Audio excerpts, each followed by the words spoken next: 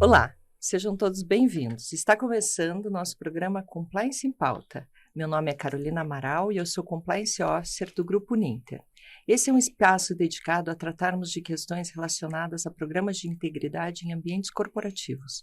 E o nosso convidado de hoje é o ilustre advogado Dr. Eduardo Moura, sócio e COO do escritório Pironte Advogados, advogado, especialista em gestão, MBA em gestão de negócios pelo IBMEC do Rio de Janeiro, professor nas matérias de compliance, anticorrupção, investigações corporativas na Escola Superior de Polícia Civil e na Escola da Magistratura Federal do Paraná, profissional com mais de 20 anos de experiência na implantação de programas de compliance e na condução de processos de investigação corporativa. O Eduardo já atuou como Compliance Officer em grandes empresas, nacionais e multinacionais, tem uma sólida experiência na adequação de empresas de todos os portes aos requisitos trazidos pela Lei Geral de Proteção de Dados e tem um reconhecimento de advogado mais admirado aí pela análise editorial na categoria especializado, no setor econômico ou de comércio, no setor de compliance, enfim. Muito bem-vindo, Eduardo. Muito obrigada por ter aceito o nosso convite. Imagina, eu que agradeço Obrigada o por convite. estar aqui. Hoje nós vamos falar sobre um dos pilares do programa de integridade, que é o canal de denúncias, também chamado de canal de compliance. Uhum. E, bom, diante aí da tua sólida experiência, do teu conhecimento como professor, como uma pessoa que já atuou dentro dos ambientes corporativos e que agora está num escritório que também faz essa implementação de programas de integridade em grandes empresas, no setor público e no privado. Sim. Eu queria que você falasse para a gente por que o canal de denúncias independente é um dos pilares do programa de integridade. O que faz ele ser tão importante? Porque o que a gente sabe é que muitas vezes os pilares variam um pouco. Né? Tem gente que considera auditoria um pilar, controles internos um pilar, outras empresas não consideram, mas inequivocamente todas as empresas consideram o canal de denúncias independente um dos pilares de integridade. Por quê? O que faz dele algo tão importante assim? Bom, perfeito. Primeiro eu queria agradecer pelo convite, é sempre um prazer estar com vocês. Vocês são, né, a Uninter, você, são pessoas, né, muito especiais para o nosso dia a dia lá no escritório. É uma pergunta bem interessante, bem importante pelo seguinte, né? Esse é um tema que eu gosto de tratar, eu gosto muito de falar dele, porque é um tema que faz parte praticamente de 100% da minha carreira profissional. Lá quando eu comecei numa empresa, numa consultoria, em 2002, chamava-se Conformity, e esta empresa oferecia canais de denúncia. Padrão SOX. A gente nem tinha essa realidade do compliance ainda no Brasil, a gente implementava canais de denúncia para empresas que precisavam se adequar a SOX nos Estados Unidos, né, ou empresas que tinham operação fora, né, a principal operação fora e filiais aqui no Brasil. E isso veio evoluindo com o tempo. Bom, por que o canal de denúncias ele é um pilar, com certeza, na minha opinião, dentro de uma estrutura de compliance? Vamos lá. Esse conceito pilar ele foi criado pensando no seguinte sentido. O conceito de pilar é aquele conceito de que é uma estrutura que a ausência dessa estrutura ela pode prejudicar toda a estrutura. Então, assim, uma sustentação. Se você retira um pilar de uma estrutura, existe uma grande chance dela ruir. Então, o conceito é esse. A ausência de um desses requisitos dentro de um programa de compliance, ele pode fazer com que a eficácia, a eficiência não exista. Vamos lá. A gente tem alguns pilares, que são pilares que eu costumo chamar de o diagnóstico. Quando você implementa um programa de compliance sem fazer um bom diagnóstico, você está aplicando remédio sem você entender qual é a doença. Então, as primeiras etapas, que são o tom from the top, a gestão de riscos, né, a matriz de riscos, os controles internos, tudo isso é o remédio. Não, tudo isso é o diagnóstico, desculpa, né? Tudo isso é o levantamento daquilo que você precisa implementar. Depois a gente vem para o remédio, né? Quando a gente implementa políticas, quando a gente implementa controles internos para garantir a aplicação das políticas, quando a gente também trabalha com os treinamentos, com orientação, tudo isso é o remédio. E a gente depois precisa monitorar. A gente precisa monitorar a aplicação, a implementação dessas políticas, dessas regras. E para isso existem algumas ferramentas. Uma delas, e a mais importante, é o canal de denúncia. O propósito do canal de denúncias é a manutenção do ambiente ético através da possibilidade da operação ter voz dentro da corporação. Então, é uma ferramenta que, se for utilizada de forma coerente, ela traz resultados efetivos na performance da companhia, de forma geral. Você permitir que as pessoas que estão lá no processo se comuniquem diretamente com o comitê de ética e automaticamente... Tenham voz, né, Eduardo? Tenham voz. E se comuniquem com a alta administração da companhia, que inevitavelmente os resultados do canal de denúncia eles vão passar pela alta administração em algum momento. Tá? Então, a utilização coerente, responsável dessa ferramenta faz toda a diferença na efetividade do programa de compliance. Consequentemente, faz toda a diferença na gestão e performance da companhia como um todo. Então, de fato, é um pilar, ele é absolutamente necessário. Você não pode dizer que você tem um programa de compliance se você não tem um canal de denúncias que garanta a proteção do denunciante de boa-fé, que garanta a proteção do denunciado, né, o devido processo investigativo correto. A não retaliação. A não retaliação. E o próximo pilar depois do canal de denúncias é a investigação. Sim. Né, que também é um processo que tem que ser protocolar, que tem que ter metodologia. Sim. Né? Então, assim, a própria legislação, quando a gente está falando em relação à legislação de corrupção, a 12486, e o decreto, o 11129, que saiu recentemente, ele versa especificamente sobre a presença de canal de denúncias para você considerar um programa de integridade implementado e efetivo. Então, a gente não está falando só de melhor prática de mercado, hoje a gente está falando de legislação. De uma obrigatoriedade legal. A própria lei exige a presença do canal de denúncia. Isso foi emprestado da SOX, que é uma legislação lá de 2001, norte-americana,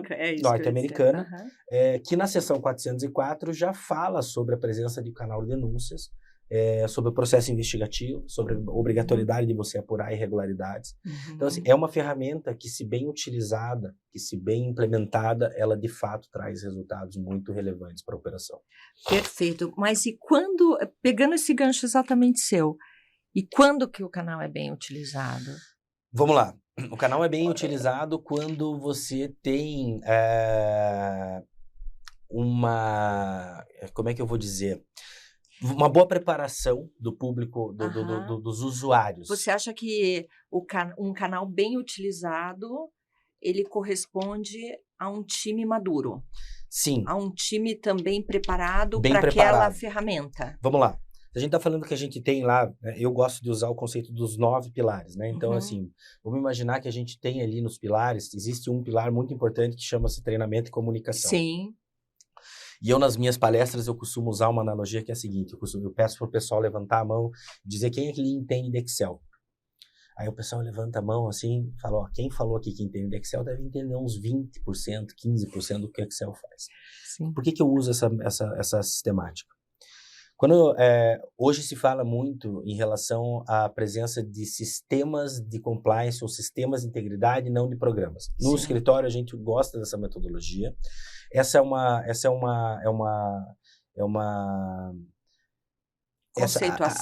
conceituação, ela vem do Marcelo Zenkner, que é o ex, a primeira vez que eu ouvi falar nesse... Diretor de governança foi diretor de governança da Petro, hoje é um dos heads de compliance na Tozini, nosso amigo lá, e ele utiliza o seguinte argumento, que o programa, esse conceito programa de compliance, ele deve ser utilizado quando você está naquele enforcement de implantação. É uma temporalidade. Isso, porque o programa ele tem um caráter, né, de começo, temporal. meio e fim. Exatamente. É verdade. E o sistema ele tem um conceito de perenidade, porque o sistema ele tem a versão 1.0, a versão 1.2, 2.0. Então você consegue evoluir o sistema. Sim. Então o sistema é um organismo vivo, vamos dizer assim. Então nesta transição para um sistema, a gente tem que pensar o seguinte. Daí eu volto para a questão do Excel. O sistema, ele faz muita coisa, mas você tem que capacitar o usuário para usar esse sistema. O sistema de compliance é a mesma coisa, e o canal de denúncias faz parte desse sistema. Então, você precisa capacitar muito bem as pessoas para que elas utilizem esse canal de forma coerente. Qual o propósito do canal? O propósito do canal é você perseguir teu colega? O propósito do canal é você fazer fofoca? Não. O propósito do canal é você melhorar a operação da Uninter. Sim. É você agregar valor para a Uninter. Por isso a gente fala em relação ao denunciante de boa-fé. Porque o denunciante, ele é de boa-fé. Ele está buscando melhorar a operação. Ele não está buscando ganhar nada com aquilo. Ele tá utilizando um canal onde ele tem voz para dizer, tem algo que eu vejo que vocês eventualmente não viram, algo que pode ser melhorado, algo que pode ser revisto. Ou ele pode sim trazer algo que esteja impactando no seu dia a dia, uma situação de assédio, uma situação fraude. De assédio moral, uma fraude, algo que realmente tem um alerta de risco ali dentro. Mas não vou utilizar o canal, vou me organizar com os meus colegas aqui para a gente mandar várias denúncias relacionadas àquela pessoa. Essa é uma questão que é debatida em todos os congressos, em todas as discussões acerca de canal de denúncia, que é a questão do denuncismo. Eu lá em 2009, eu publiquei um artigo que falava exatamente disso. Né? Os canais de comunicação corporativos, eles privilegiam a integridade ou eles privilegiam o denuncismo? Porque o denuncismo, né, Eduardo, o que acontece com o denuncismo é que ele descredibiliza o canal. Mas eu vejo que o denuncismo, ele fala mais sobre o denunciante do que sobre o mensageiro, que é o canal. Então, quando a gente tem esses questionamentos relacionados, mas isso é uma fofoca, mas isso é uma perseguição, são várias denúncias sobre o mesmo tema e a gente percebe que eventualmente elas são denunciadas pela mesma pessoa, até a gente tem experiência e acaba verificando e tudo isso, e eu vejo que há uma tentativa de descredibilização, mas ela é infrutífera. Sim. Porque o mensageiro jamais é culpado, né? O que a gente avalia é, de fato, se aquele time é maduro para essa ferramenta tão boa, né? Para esse pilar tão importante. Quando os clientes me perguntam como eu faço a prevenção dentro da minha estrutura de compliance em relação ao denuncismo, eu costumo dividir em três frentes que você precisa enfatizar. Primeiro é treinamento. Primeiro é treinamento, comunicação, orientação. Mas eu treino e o pessoal continua. Ok. Segunda etapa é o processo investigativo. O processo investigativo é que dá credibilidade para o canal. Sim. Se você tem um bom processo investigativo, se você tem protocolo, se você tem uma equipe bem instruída, ela parte do pressuposto de que o denunciante não está falando a verdade. Então, essa é uma técnica que a gente utiliza. Você está desconfiando do denunciante? Sim, porque até que ele me prove que ele tem boa fé, eu vou desconfiar dele. Se ele trouxe elementos, se ele trouxe evidência, se ele trouxe coerência no relato dele, a própria análise do relato vai dando credibilidade para o relato. Mas a primeira etapa tem que ser desconfiar do denunciante. Porque se você parte do pressuposto que o denunciante está certo, você vai ter o teu processo investigativo poluído. Comprometido, imparcial. Exatamente. Parcial e não imparcial. Como Exatamente. Deve ser, né? Então, essa é uma premissa. E a terceira parte do combate ao denuncismo, na minha opinião, é a própria ação do programa de compliance dentro da companhia. A seriedade com que a companhia trata o seu programa de compliance. Porque se as pessoas sentem que não há seriedade no programa de compliance, elas entendem que o canal pode ser utilizado para meios obscuros ou para interesses pessoais. E veja aí a grande questão, né? O programa de compliance, ele existe basicamente para dirimir conflito de interesse. Para alinhar o conflito, para alinhar o interesse da companhia com o interesse dos seus colaboradores. Esse é o propósito de um programa de compliance. E você utilizar o canal para denunciar, para fazer denuncismo, para tentar perseguir alguém, é um absurdo conflito de interesse, porque você está utilizando uma ferramenta corporativa que busca dirimir conflito de interesse para privilegiar o seu interesse próprio em detrimento do interesse da empresa. Agora, eu vejo o seguinte também, né? Quando a gente fala de maturidade de quem faz a denúncia, a gente precisa também enfrentar o tema da maturidade de quem é investigado, de quem recebe a denúncia, de um diretor que tem um gestor investigado, né? E como que você vê a questão da liderança da companhia? Como é que ela deve entender a denúncia e o processo investigativo? Porque o processo investigativo, ele muitas vezes ele tem uma complexidade, né, Eduardo? Ele traz, logicamente, ele tem questões relacionadas à materialidade, a fotos, a e-mails, a WhatsApp, a algo documental que é juntado, e a outra parte dele é testemunhal, as pessoas que você ouve, as apurações que você faz, e logicamente você não pode fazer isso com o completo desconhecimento da diretoria da área ou de eventual pessoa ali comprometida, né? Como é que você faz para ter essa maturidade, para as lideranças terem essa maturidade e enfrentarem bem como uma oportunidade mesmo? Ali existe uma oportunidade, ainda que a denúncia seja improcedente, você pode considerar que eventualmente a comunicação falhou entre o diretor e o denunciante. Né? Entre alguém que não entendeu alguma coisa. A gente muitas vezes enfrentou aqui nas denúncias da Uninter relatos improcedentes, mas que nós consideramos que houve falha na comunicação entre o gestor e o seu colaborador. O colaborador não estava ciente de algumas normas, processos, políticas, procedimentos, e por isso ele veio reclamar no canal. Então, como é que a liderança deve enfrentar essa questão da denúncia, do processo investigativo? Como é que você vê isso? Bom, vamos lá. A relação da liderança com o programa de compliance, ela é fundamental para a eficiência do programa. Vamos pensar que o Tom from the Top, que vem da alta administração, ele se propaga através das lideranças. Tá? Então, a liderança ela tem que ser um grande patrocinador do programa de compliance, consequentemente do canal de denúncia e do processo investigativo. Quando uma pessoa chega à posição de líder dentro de uma empresa, pressupõe-se uma maturidade maior. Tá? Sim. A gente pressupõe que aquela pessoa tem uma maturidade maior e que ela vai saber lidar com situações mais complexas do que o time dele. Essa máxima, às vezes, ela não é nem verdade. sempre procede. Às vezes ela não é verdade, mas assim, o que o líder precisa entender primeiro é a separação entre a vida profissional e a vida pessoal dele. Ele tem que separar isso, né? Eu não acredito naquela história, né, quando a gente chega na empresa, a gente desliga a vida pessoal. Isso não acontece. Mas a gente tem que ter maturidade suficiente para entender que um processo investigativo que está acontecendo na minha área, ele não necessariamente está me atacando, ele não necessariamente está atacando a minha gestão, mas ele pode sim estar trazendo uma oportunidade de melhoria. Eu fui compliance officer numa empresa norte-americana, né? E o código de conduta falava a primeira coisa, né, foi encantador para mim quando eu entrei naquela empresa, eu abri o código de conduta, a primeira página falava assim: nós vemos riscos como oportunidades. E esse conceito do risco como oportunidade, ele é vencedor dentro do programa de compliance. Então, o gestor que consegue identificar ali uma oportunidade de melhoria, uma oportunidade de trazer uma equipe de controles internos para dentro da área dele, uma oportunidade de trazer uma equipe de compliance para olhar aquilo e trazer mais segurança.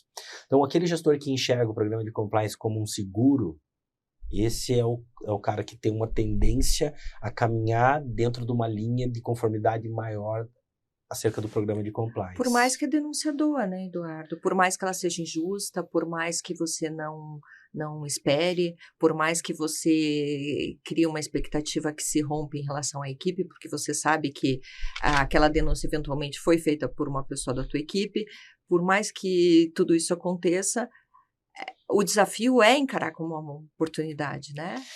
Olha só, eu costumo usar um exemplo pessoal meu quando a gente fala dessa questão, né? Eu fui compliance officer numa grande companhia de âmbito nacional também durante muitos anos e fiz a implementação do programa de compliance lá, fiz a implementação do canal de denúncia e a gente lançou o canal de denúncia. Eu lembro que eu fiz o lançamento, eu fiz treinamento para 5.000 funcionários. Foram 2 meses de treinamento insanos. E uma das primeiras denúncias que a gente recebeu foi contra mim.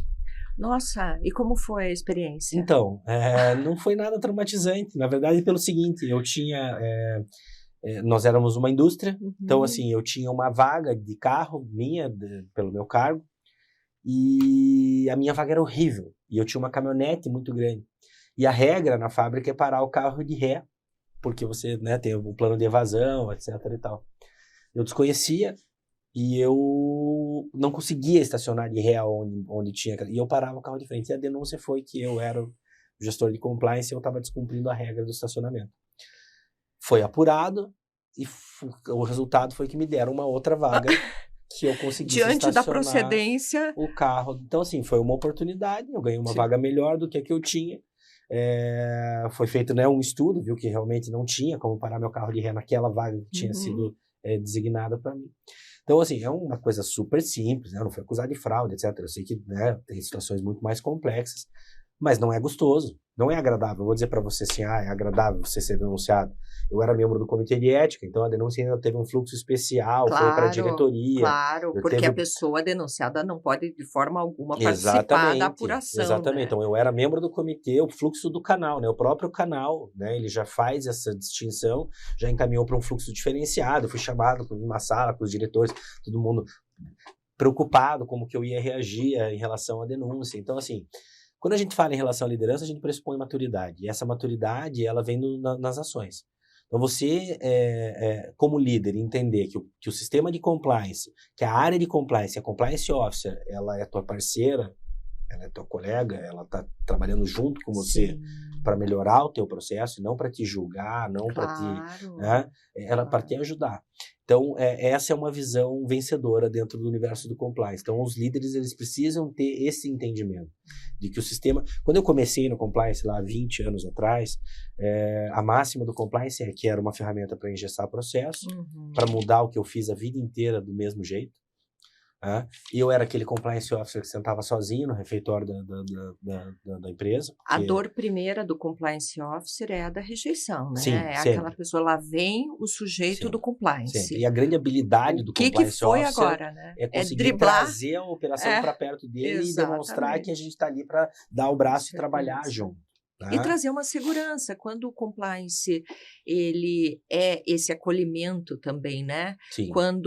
Mas você sabe o que eu percebo? Eu acho que, de fato, o compliance ele só é trazido de verdade para o âmago da empresa. Só há esse aculturamento diante da postura do time de compliance. O compliance officer não é delegado de polícia, o compliance não é delegacia, né? Então, eu acho que a maturidade do time de compliance é que também é muito necessária para você tratar essas questões de denúncia e de expectativa em relação a denúncias, né? Daquilo que se espera, de investigações, porque você falou uma coisa que é importantíssima. A pessoa investigada é seu colega de trabalho. Sim. Sim. Entendeu? É a pessoa com a qual, eventualmente, você almoça junto, né? É a pessoa que você toma um cafezinho ali na sala de cafezinho. Então, e você tem que tratar desta forma, né? Com acolhimento e com proteção, muitas vezes, ao denunciado e também ao denunciante, porque, pelo menos aqui na Uninter, existem duas questões primordiais para nós, que são a confidencialidade e a não retaliação. Não é aceito. Não é aceito. Isso é algo assim que a alta administração não abre mão. E um terceiro ponto é que nós queremos aqui dentro um compliance educativo e não punitivo. A gente, de fato, quer treinar as lideranças para que elas entendam o programa de compliance como um programa que veio para melhorar, para aprimorar, para, de fato, trazer valor para a empresa, né? Porque o compliance é um valor muito grande para a empresa, na medida que a integridade, que a conduta ética, né? Que a transparência são coisas muito importantes para a empresa. Então, essa é uma questão muito importante. A gente tem, Carol, dentro o Brasil, ele é um país, tem uma característica muito mais reativa do que preventiva. A nossa cultura, ela é muito mais reativa do que preventiva. O que eu quero dizer com isso? Eu acompanho o mercado de compliance nos últimos 20 anos. E, por óbvio, alguns acontecimentos históricos, eles aceleraram muito o processo de compliance no Brasil. Então, a gente vinha de um compliance inexistente. A gente tem uma lei anticorrupção em 2013 que foi sancionada por livre e espontânea pressão, né? A gente sabe, não era algo que fazia parte da ideia do arcabouço, da pauta. E a gente tem a Lava Jato em seguida, que de fato acelerou muito esse processo. Então, o empresário brasileiro que age de forma reativa e antes não entendia o compliance como algo importante, falou, preciso ter um compliance, preciso fazer alguma coisa. E daí o que isso acontece? Isso gerou um mercado, um mar de oportunidades. Mar de oportunidades no Brasil tem duas vertentes. Ele cria oportunidades para os profissionais sérios e ele cria oportunismo para o pessoal que enxerga ali uma oportunidade de ganhar dinheiro. Então, o que a gente viu foi uma explosão de profissionais de compliance, né? Começou a brotar profissional de compliance no mercado, e isso fez com que pessoas despreparadas fossem colocadas em posições importantes dentro desse contexto. E daí vem essa visão policialesca, vem essa visão equivocada, punitiva. O cara botou uma estrelinha de xerife aqui e falou, a partir de agora eu sou a polícia aqui, e eu vou investigar, eu vou punir, tá? Eu vou ajudar a julgar.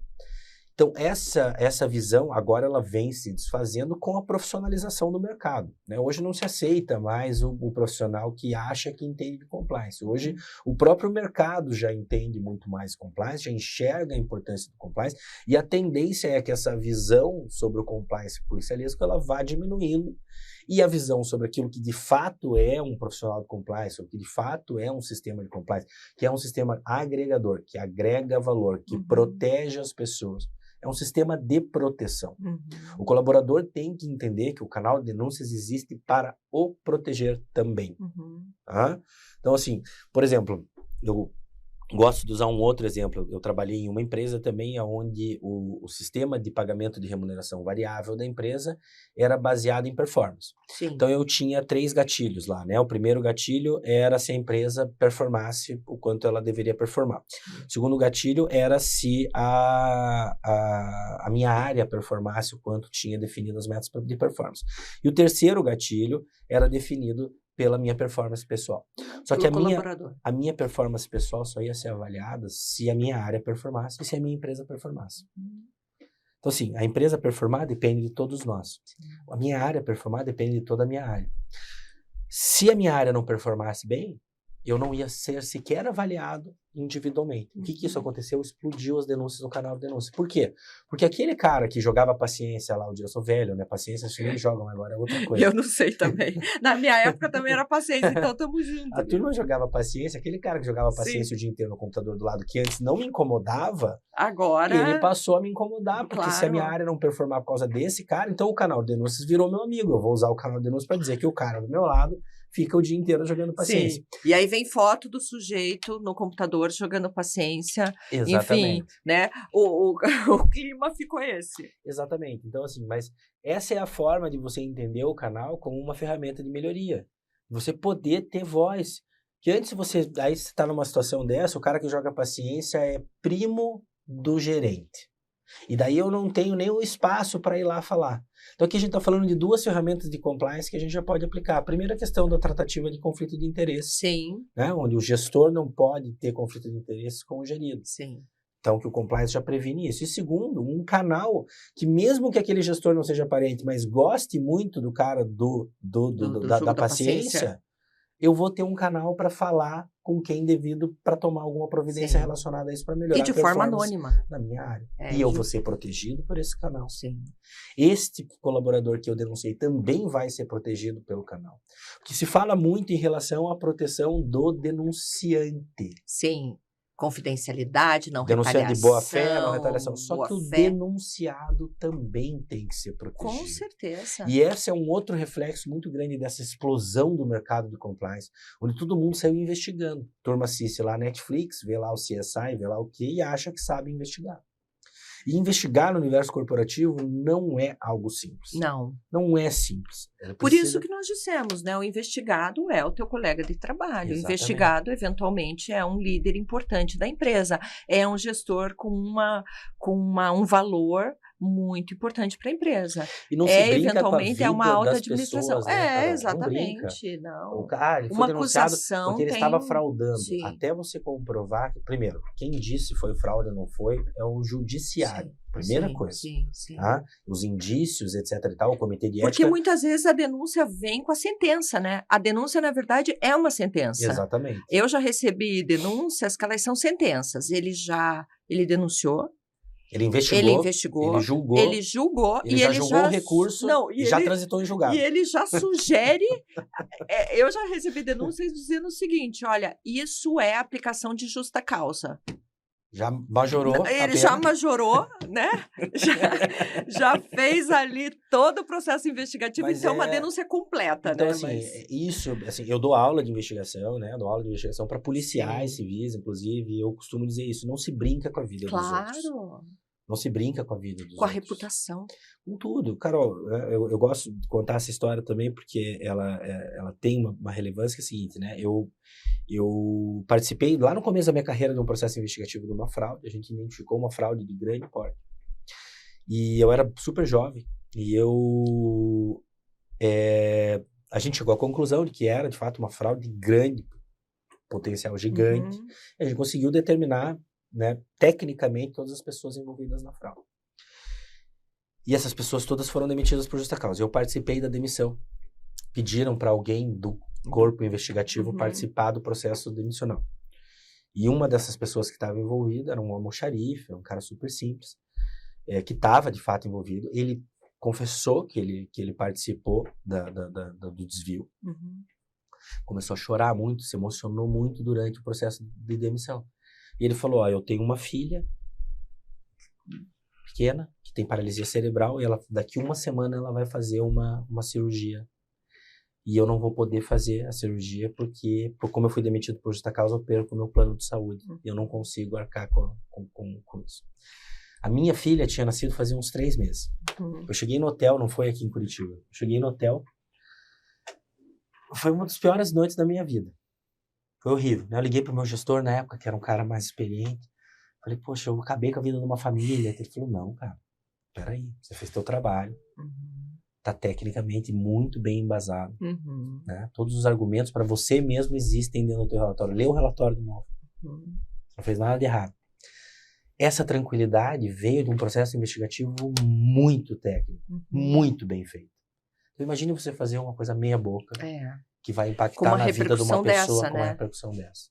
Então, esse é o nível de responsabilidade que o profissional de compliance tem. Por isso que às vezes a gente tá com ruga na testa, a gente tá cansado. Cansado, a gente tá com energia baixa porque a gente não lida com coisas simples. Eu costumava dizer quando eu era compliance officer que eu nunca recebi uma ligação para me dar bom dia e perguntar como é que eu tava. Todas as ligações que eu recebia é porque eu tinha que lidar com algum problema. Exatamente. Mas justamente por isso, né, considerando esse fator aí daquilo que o denunciante espera da empresa, né, quando ele faz uma denúncia, qual é a expectativa que ele deve ter? Não a errada, qual é a expectativa correta que ele deve ter? O que ele deve de fato esperar? Ele deve esperar que ele tenha agregado valor para a empresa. Ponto. É isso. Pense o seguinte, a própria legislação fala em relação ao denunciante de boa-fé. Se você é um denunciante de boa-fé, você não é um cliente da área de compliance. Você não tem que esperar devolutivo. Perfeito. O que aconteceu com o meu relato? Teu relato foi bem tratado, confia no teu sistema. Sim. Você participou de vários treinamentos. O compliance precisa, Eduardo, dar essa satisfação. Não, pelo contrário, não deve. Precisa dizer, olha, aqui foi feito isso, aquilo e tal. Não está mesmo errada essa expectativa? Muito errado. Ainda mais em cima do caso concreto. Ainda mais em cima do caso concreto. Vamos lá, primeira coisa. Confie no teu sistema de compliance. Confie na empresa onde você trabalha. Se você desconfia da empresa onde você trabalha, você está no lugar errado. Você está no lugar errado. Começa a rever tua vida. Então, a primeira coisa é confia no sistema, confia na tua equipe, confia que existe, você participou de vários treinamentos. A gente leva a sério aqui o compliance, muito a sério. A Uninter é uma das empresas que eu conheço que mais leva a sério o sistema de compliance. Então, a primeira coisa é confia no teu sistema. Sim. Segunda coisa, a tua expectativa tem que ser, eu ajudei a minha empresa, eu ajudei o meu ecossistema Você não tem que querer nada em troca. Você é um denunciante de boa fé. Você não é um informante. Sim. É bem diferente isso. Sim. O informante que quer saber o que aconteceu. Você é um denunciante de boa fé. Sim. Acredite. Acompanhe o seu relato lá, porque vai ter. Teu relato foi recebido, teu relato foi apurado. Você sabe que teu processo aconteceu. Sim. Mas agora exatamente o que aconteceu, você não tem essa necessidade, porque você é um denunciante de boa fé. Com certeza. A melhor prática diz o seguinte: a gente reporta resultado do canal aos colaboradores? Sim, a gente reporta, mas de forma gerencial. Recebemos tantos relatos, tantos foram apurados, as melhorias foram tais, o que a gente conseguiu com o programa de compliance. Só que não é o resultado do canal, é o resultado do programa de compliance. O canal é um pilar do programa de compliance. Ele não é o programa de compliance. Tem gente que acha que tem um canal de denúncias e tem um programa de compliance. Tem bastante empresa que acha. Eu tenho um código de conduta. Se restringe a isso. Eu tenho código de conduta e canal de denúncias independente. Eu tenho programa de compliance. Isso, assim, a gente vê isso muito no universo público, que esses programas não param em pé. Né? Então, assim, o órgão público cobra e fala: cadê teu programa de compliance? Está aqui meu código de conduta. Cadê tua matriz de risco? Cadê teu processo investigativo? Cadê os resultados? Cadê teus indicadores de performance?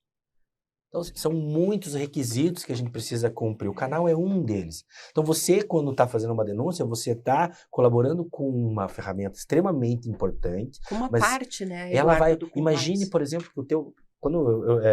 qual é a relevância do meu relato? O teu relato pode gerar uma nova linha na matriz de risco da empresa. Tem ideia da importância disso? Claro. É muito relevante isso. Sim. Muito mais do que o resultado prático da própria investigação.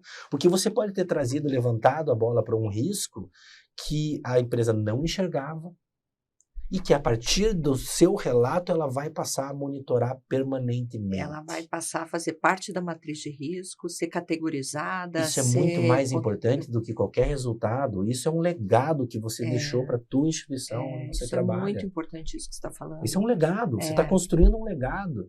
Então, essa é a preocupação do colaborador que, de fato, está engajado com o denunciante de boa-fé. Por isso que a própria lei fala denunciante de boa-fé e não fala denunciante. Uhum.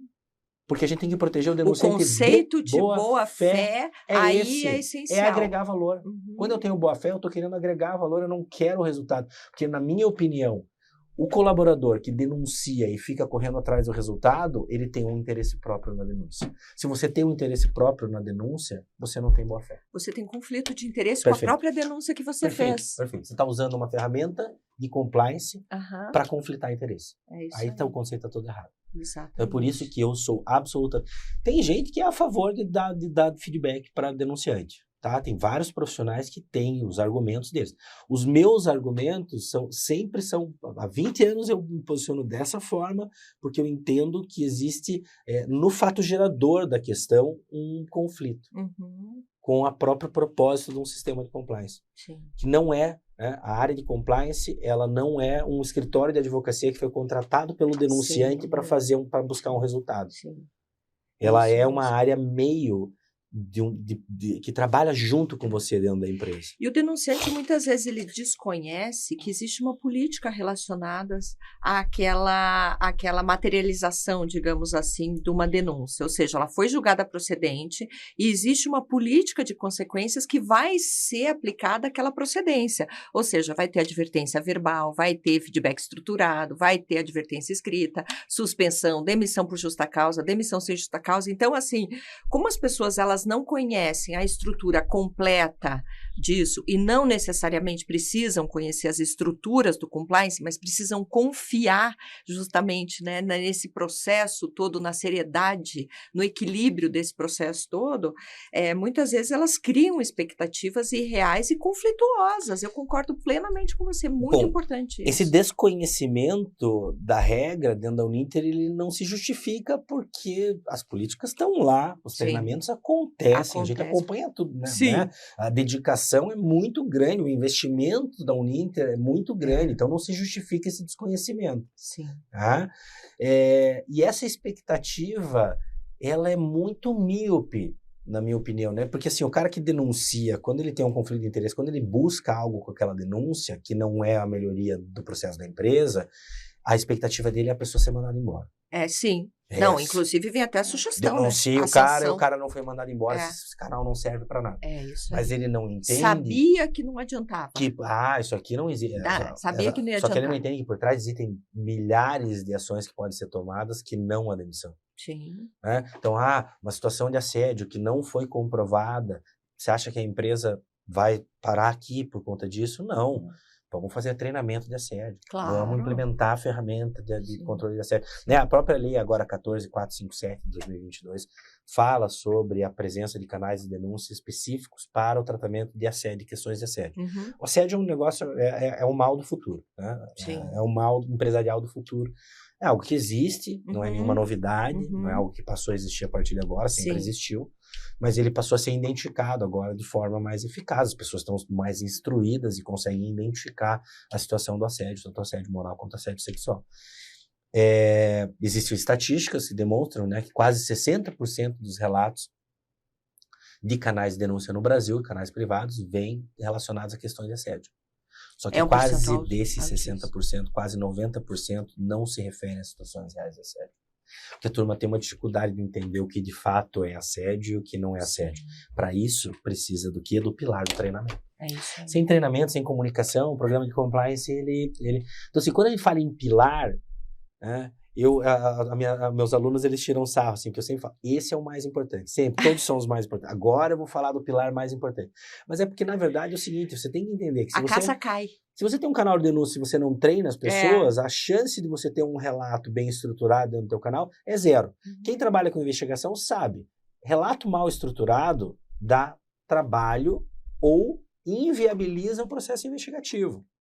Então, entenda que são coisas casadas. Se eu não tenho uma política bem escrita e a equipe bem treinada, eu vou denunciar o quê? Claro. Se eu não tenho um código de conduta bem estruturado, políticas comportamentais, eu vou denunciar o quê? Porque eu não sei o que é o certo e o que é o errado. Claro. Um código simples, né? Compreensível. Exatamente. Um código que fala com as pessoas, né? Você falar, por exemplo, que controle, tem gente que fala que controle interno não é pilar. Tem gente que fala. Controle interno é pilar, sabe por quê? Porque é o seguinte, se você não adianta nada você ter política implementada se você não tem controle interno para verificar se aquela política está sendo seguida. Vamos lá, eu uso esse exemplo. A FIFA. A FIFA cria a regra de futebol. Sim. Certo? O que adianta a FIFA criar a regra de futebol se não tiver um árbitro lá no campo para dizer se está certo ou está errado? Para aplicar a regra. O controle interno é a ferramenta de aplicação da norma. Sim. Então ele é sim um pilar. Então todos esses pilares, eles têm que ser cumpridos. Eu gosto de usar os pilares, na verdade, como se fossem um platô equilibrado num palito. Se você desequilibrar muito, você perde a eficácia do programa. Então, ele tem que ser equilibrado. Você tem que imprimir força em treinamento, mas não demais. Você tem que imprimir força no canal de denúncia, mas não demais. Ele tem que ser todo equilibrado. Você está imprimindo forças de forma coerente em todas as frentes para que você tenha uma navegação, né, mais coesa, vamos dizer assim. Não, e isso é tão relevante, né, que você veja, nós estamos falando de um pilar e junto com um pilar nós falamos sobre todos os outros pilares. Você não consegue falar de forma sobre isolada. O engajamento da alta administração, controles internos, investigação, código de conduta, enfim, comunicação e treinamento. Não tem como, né, quando você fala de um pilar, ele está necessariamente associado a outro pilar, sem o qual ele não funciona, né? Então, eu acho que a maravilha do programa de integridade, ao mesmo tempo, ele é apaixonante também por isso, né, Eduardo? Porque a gente vai linkando as coisas e esse link é que traz a consistência para os programas. E um programa consistente é algo que agrega tanto valor para uma organização, né? E esse aculturamento é algo que realmente que nos orgulha tanto, né? Quando você vê ele acontecendo, como na Uninter, né? O programa é relativamente jovem, tem 2 anos e meio, mas já tão maduro, tão consistente, com um arcabouço documental tão sólido, que a gente percebe realmente que ele vai permeando todos os espaços da companhia, né? E a gente tem muita satisfação, junto com o escritório também, que nos dá essa assessoria jurídica externa aí, é muito importante. Então, eu queria agradecer imensamente aí pela tua participação. Foi o nosso primeiro programa. Vocês estão sempre convidados a ouvir o nosso Compliance em Pauta. Muito obrigada.